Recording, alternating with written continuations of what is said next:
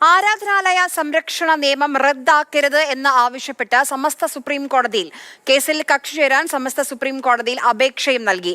ഡൽഹിയിൽ നിന്ന് Balagopal വിവരങ്ങളുമായുണ്ട്. Balu, chief justice അധ്യക്ഷനായ ബെഞ്ച് പരിഗണിക്കാൻ പോവുകയാണ്. ഇപ്പോൾ സമസ്ത മുന്നോട്ട് വെക്കുന്ന ഹർജിയിലെ ആവശ്യങ്ങൾ എന്താണ്?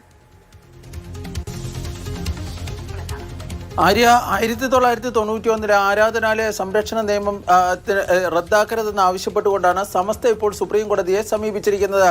മറ്റന്നാൾ ചീഫ് ജസ്റ്റിസ് സഞ്ജീവ് ഖന്നയുടെ അധ്യക്ഷതയിലുള്ള പ്രത്യേക ബെഞ്ച് ഈ ഹർജി പരിഗണിക്കാനിരിക്കെയാണ് ഈ കേസിൽ കക്ഷി ചേരുന്നതിനുള്ള അപേക്ഷ ഇപ്പോൾ സമസ്ത സുപ്രീം കോടതിയിൽ സമർപ്പിച്ചിരിക്കുന്നത്. സമസ്തയ്ക്ക് നൽകിയിരിക്കുന്ന ഈ അപേക്ഷയിൽ പ്രധാനമായും പറഞ്ഞിരിക്കുന്ന കാര്യങ്ങൾ ഇവയാണ്. ഈ നേരത്തെ 2019 ഈ ബാബറി മസ്ജിദ് കേസിൽ സുപ്രീം കോടതി പുറപ്പെടുവിച്ച വിധിയിൽ, അതായത് 5-അംഗ ഭരണഘടനാ ബെഞ്ച് പുറപ്പെടുവിച്ച വിധിയിൽ ഈ 1991 ആരാധനാലയ സംരക്ഷണ നിയമം ശരിവച്ചിട്ടുണ്ട്. അങ്ങനെ ശരിവച്ചിരിക്കുന്ന ഒരു സാഹചര്യത്തിൽ ആ നിയമത്തിലെ ഒരു വ്യവസ്ഥയും ഇപ്പോൾ റദ്ദാക്കരുതെന്നാണ് സമസ്ത ആവശ്യപ്പെടുന്നത്.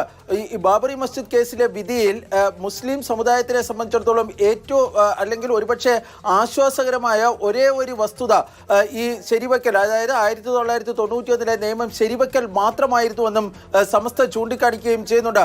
ഏതെങ്കിലും കാരണവശാൽ ഈ വ്യവസ്ഥ, ഈ നിയമം റദ്ദാക്കപ്പെടുകയാണെങ്കിൽ അത് വലിയ തോതിലുള്ള പ്രതിസന്ധികൾക്കും പ്രശ്നങ്ങൾക്കും വഴിവെക്കുമെന്നും സമസ്ത സുപ്രീം കോടതിയിൽ സമർപ്പിച്ചിരിക്കുന്ന ഈ കക്ഷിചേരൽ അപേക്ഷയിൽ ചൂണ്ടിക്കാണിക്കുകയും ചെയ്യുന്നുണ്ട്. സമസ്തയ്ക്ക് പുറമെ മുസ്ലിം ലീഗും സുപ്രീം കോടതിയെ സമീപിക്കാൻ വേണ്ടി തീരുമാനിച്ചിട്ടുണ്ട്.